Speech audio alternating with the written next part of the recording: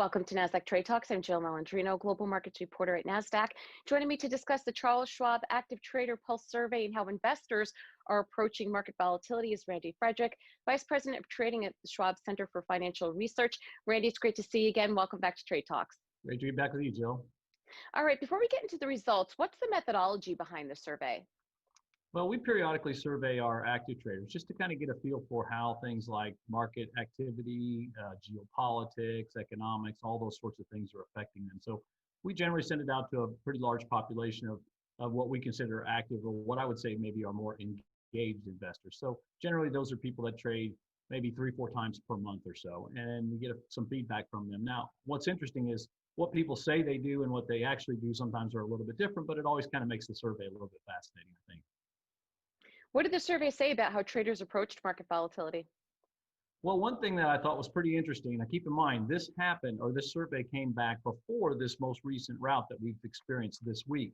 And most of them had said that they were expecting volatility to be higher throughout the latter half of the year than what it had been throughout the middle part of the year, which is pretty interesting.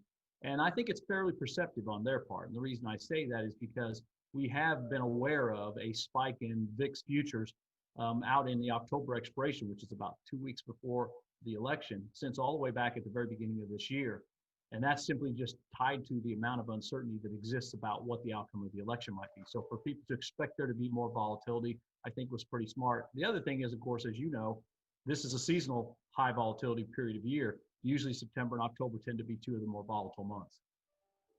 Are active traders generally more bullish, bearish, or neutral? Well, they've actually become more bullish. And I think, again, that speaks to the timing of the survey. The last one we sent out was in March, which was just about at the beginning of that very sharp but very quick bear market that we experienced earlier this year.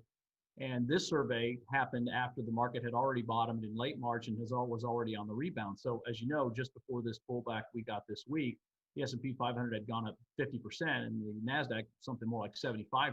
So I think the fact that they had become more bullish is sort of a response to the fact that the market had already rounded, had already rebounded, and had essentially established a brand new bull market. And typically momentum is an indication of, it's something that makes people feel a little bit better. In other words, if markets are going up, people tend to feel a little bit more bullish. So that kind of makes a little bit more sense. Curious to know what sectors they're most excited about, because I was surprised to see some of the picks, not this survey, but the one before.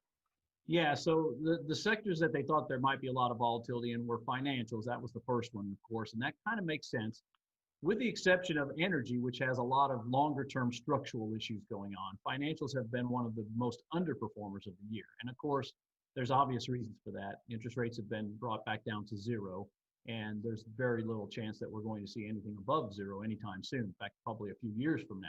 So obviously that does make it a little bit more challenging for financials to benefit, because they tend to make a substantial portion of their revenue comes from interest rate spreads. That spread has been compressed.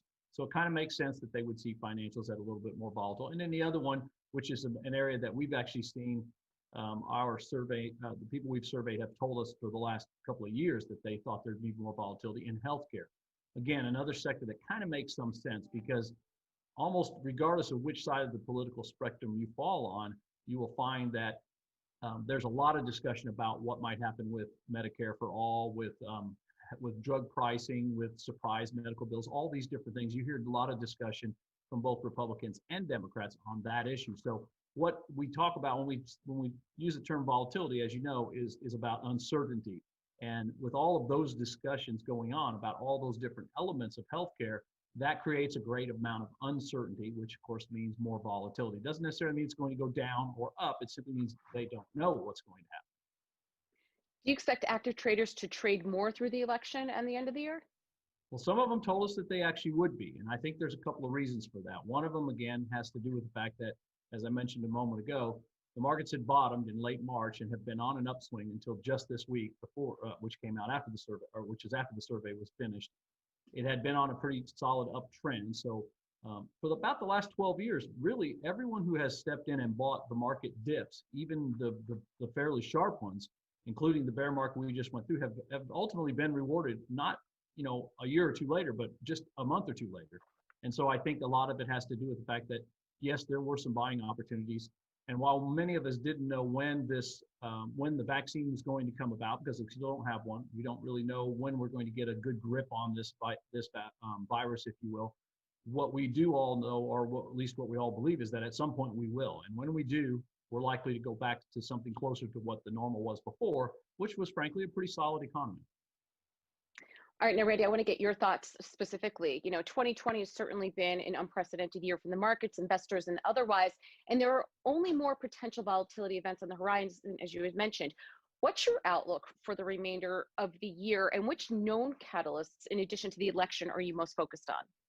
Yeah, so the election is definitely the biggest one. And as I said, you can go all the way back to January of this year when the October VIX futures contracts first became available. And there was a very sharp spike in the pricing. There's a little bit of a spike in September, but the October one has a substantial spike. And that one expires, as I said, just about 2 weeks before the election. What's also interesting is the fact that the pricing of the futures post-election go down at a very gradual rate. In fact, you have to go out several months to see the pricing closer to where it was just, say, a week or two ago. And I believe that speaks to the fact that this election, unique to all the elections probably that I've ever voted in, and I'm sure for you as well, we probably won't know the outcome of this election on election night like we've always known in the past. This one may very well drag on for a week, maybe even 2 weeks. So it stands to reason that the volatility in the market, the uncertainty, certainly the rhetoric and propaganda and whatever other crazy term you want to use out of Washington, D.C. will be pretty substantial during that period of time between when the polls close and when we actually get the final results. Obviously, because not only will we have a lot of voting taking place in booths, but a lot of mail-in ballots that are going to have to be counted. To exactly what degree, we don't know, but it'll certainly be higher than what we've seen in the past.